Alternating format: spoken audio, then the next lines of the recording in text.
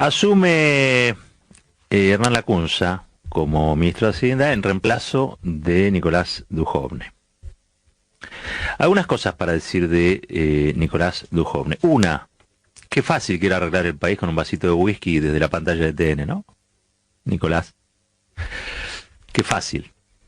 Qué fácil que es desde la pantalla fustigar, primero a los que no piensan como uno, pero sobre todo qué fácil es fustigar a gobiernos y a decisiones que se toman pensando en términos políticos, en términos de mayorías, que era lo que le molestaba a Dujovne y a Carlos Pañi, que era su socio, en ese programa. Y ver el país con un vasito de whisky en la mano y decir esto es por acá, esto es por allá. Bueno, ahora vemos cuál es la herencia de Nicolás Dujovne, ¿no? Y la verdad que son puros números rojos. Asumió en enero del año 2017, con el objetivo de lograr el déficit cero. Tuvo que apelar entonces al préstamo más grande de la historia del Fondo Monetario Internacional para sanear las cuentas públicas. Esto es un llamado de atención también para el fondo, ¿eh? Hoy lo escuchaba a Mario Blecher. Mario Blecher fue titular del Banco Central de la República Argentina, economista, estuvo vinculado al Fondo Monetario Internacional también. Y si vos debés 4 millones de dólares, estás en problema. Si debés 57 mil millones de dólares, el que está en problema es el que te los prestó. Y es un razonamiento válido, ¿no? Para todo lo que tenga que ver con este salvataje que hizo el Fondo Monetario Internacional, principal aportante a la campaña de Mauricio Macri en la Argentina. Pero bueno, Nicolás Dujovne fue el hombre que llevó a cenar allí a Christine Lagarde, la mujer de la que nos teníamos que enamorar, según nos había dicho Mauricio Macri. La llevó a cenar a su casa, que recuerdan era un baldío de 2 pisos en la zona del Bajo Belgrano. La Argentina tiene esa particularidad, los hermanos uruguayos que nos escuchan, tenemos baldíos de 2 pisos. Allí vivía Nicolás Dujovne. Y cuando comenté que tenía un programa, era un programa de televisión que hacía con un periodista aquí, se llama Carlos Pañi, donde arreglaban el mundo, o la Argentina, o en realidad asfaltaban la realidad para que llegara un personaje como Mauricio Macri a la presidencia. Dujovne había asumido el 10 de enero del 2017, les decía, en reemplazo de Alfonso Prat Gay. Con su ingreso, el Ministerio de Hacienda y Finanzas se dividió en 2, y Finanzas quedó a cargo de Luis Toto Caputo. ¿Qué cosas hicieron Toto Caputo, Nicolás Dujovne? Bueno, en principio, una estafa. ¿Cuál es la estafa? Una estafa grosera. Manejar las finanzas de un país, pero tener sus inversiones, sus ahorros en el exterior. Es decir, ni ellos mismos tenían confianza en lo que hacían. No tuvieron siquiera el decoro institucional de tomar una función en la función pública, tomar un puesto en la función pública, desde el que regir la vida de millones de argentinos, diciéndoles qué era lo que tenían que hacer y ellos no hacían. O sea, ellos les pedían al mundo, traigan inversiones, pero las suyas las tenían en el exterior. Como buena parte de la élite argentina, ¿no? Recordemos que hay casi 400 mil millones de dólares, hoy a esta altura mucho más que un PBI argentino, en el exterior. O sea, ahorro argentino que está en el exterior, que en algunos casos mínimos tributará algo y en otros están fuera del alcance del fisco, ¿no?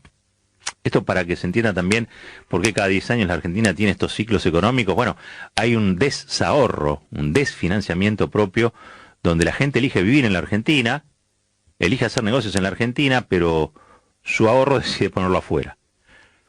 Y después quieren y se quejan de que Argentina no tiene los niveles de vida que puede tener un país europeo. Así funciona la élite que nos trajo, entre otros, a Mauricio Macri para que fuera presidente de este país. Es un enorme subdesarrollo cultural, porque ser rico no te hace más inteligente, te hace tener más plata simplemente. Bueno, Dujovne asumió, les decía, con un dólar a 16,33 pesos. Ya es historia pasada, ¿no? Un dólar a 16,33 pesos. Se fue con un dólar a 57 pesos. Bajo su gestión no solamente tuvo que acudir al FMI, sino que lo hizo para frenar una tormenta que en ese momento llegó el dólar a 24. El stand-by que arregló con el Fondo Monetario Internacional, pero que vamos a pagar todos nosotros, fue de 50 mil millones de dólares. Y esto es importante, ¿no? ¿Por qué le damos poder de lapicera a ciertos personajes? Ojalá que este momento electoral sirva como momento de reflexión. para aquellos argentinos que estas cosas no las vieron, o no las vieron, o no las escucharon. Porque no llegamos hasta acá por peripecia climática, llegamos hasta acá por decisiones horrendas, por políticas horribles, por funcionarios como Duhovne. Y la verdad es que yo creo que es, si se quiere, el legado de este gobierno, ¿no? Nicolás Duhovne, acuérdense bien del personaje, acuérdense bien del apellido, acuérdense de la cara, acuérdense del whiskycito que se tomaba en. Después de esos 50.000 millones de dólares de stand-by, viajó y cerró con Lagarde una ampliación de 7.100 millones de dólares más. De más está decir que se fue ahora con un dólar a 58,12. Y que de una deuda externa que teníamos en algún momento de 188.000 millones de dólares, nos dejó una de 275.828. La inflación con Duhovne. Cuando Duhovne llegó a la gestión pública, la inflación anual era del 24,8%. En el 2018 terminó con un acumulado de 47,6%. A junio de 2019, es decir, de este año, está en el orden del 22,4%, y todas las proyecciones hablan de un 50% en diciembre. Qué tipo exitoso para el desastre, ¿no? La desocupación cuando llegó Duhovne era del 10,1% y la pobreza alcanzó el nivel récord del 32% y afecta a más de 14 millones de argentinos. Ahora cuando se abandona el cargo. Anóteselo eso también.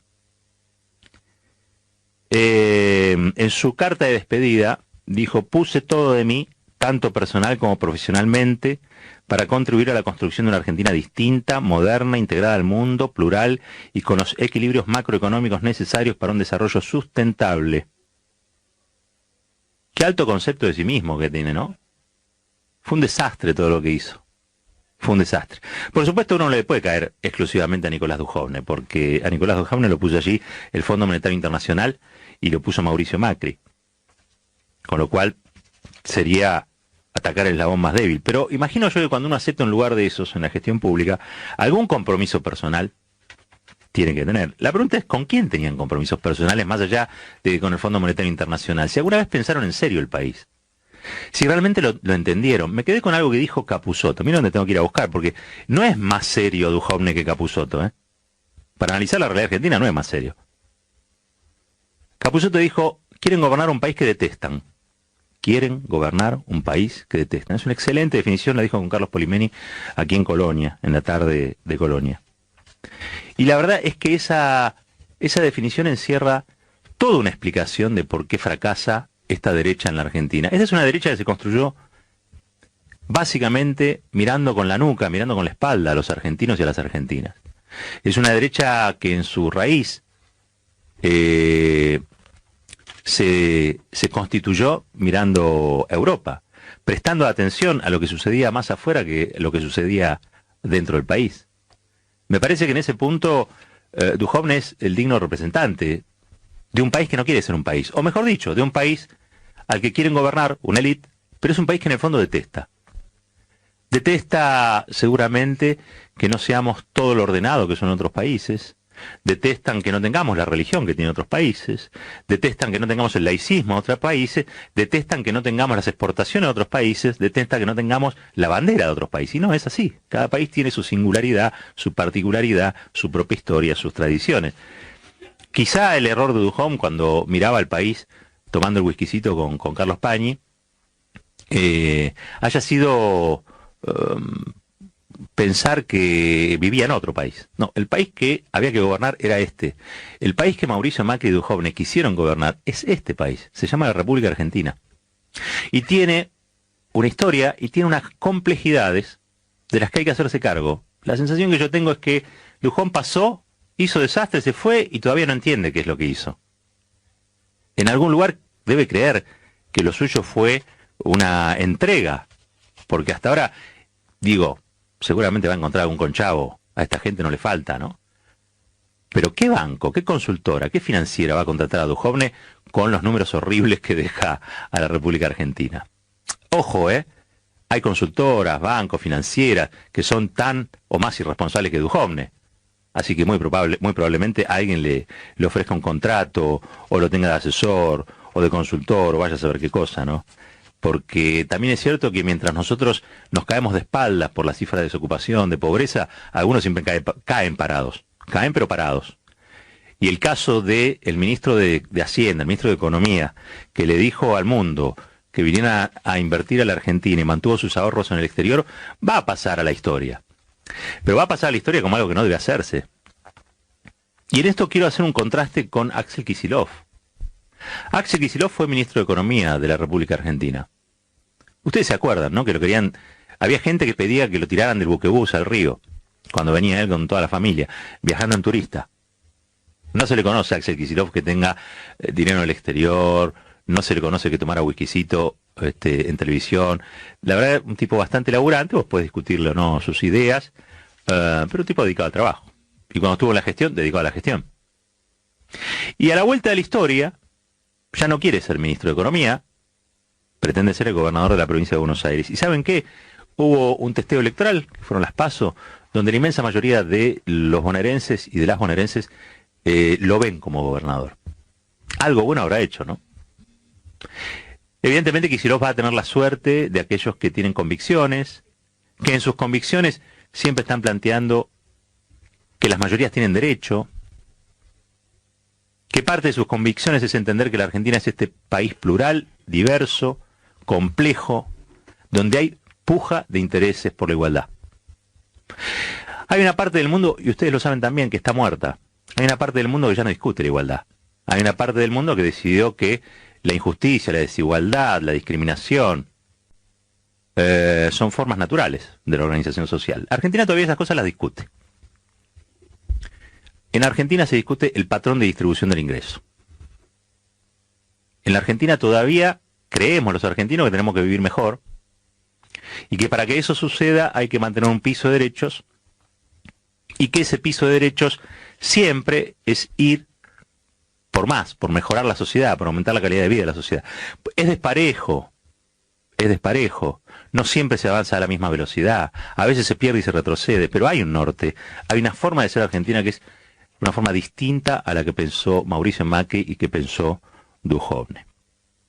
Cuando hablemos de pesada herencia, o cuando hablábamos de pesada herencia, hasta ahora esa frase maldita aludía a un periodo donde en teoría había crecido la inflación, había crecido la recesión, había crecido la deuda, no se le había pagado los fondos buitres. Bueno, se hizo todo lo contrario. Cuando descubramos cuál es la herencia de Macri, no solamente va a ser pesada, sino que va a ser indigerible. La salida de Duhovne, la renuncia de Duhovne, en realidad es el aperitivo. Todavía no vimos nada. Todavía no vimos nada. El resultado de estas gestiones neoliberales horribles de gente sin convicción, que nunca entendió de qué se trata este país, que nunca entendió cómo se gobierna un país al que detestan, como dice Capusotto, lo vamos a ver dentro de muy poquito, ojalá, en diciembre, falta muy poquito. Ahí vamos a descubrir, vamos a tener que abrir grande los ojos para descubrir cuáles son los números reales que deja este gobierno. Y después vamos a tener que hacer un ejercicio que por suerte ya lo conocemos, levantar el país de vuelta, hacerlo funcionar, hacerlo crecer, hacer que nuestros hijos vivan mejor que nosotros, hacer que nuestros nietos sean más felices de lo que fuimos nosotros. Como siempre lo hicimos. Faltan pocos meses. Lo de Duhovne es apenas un aperitivo.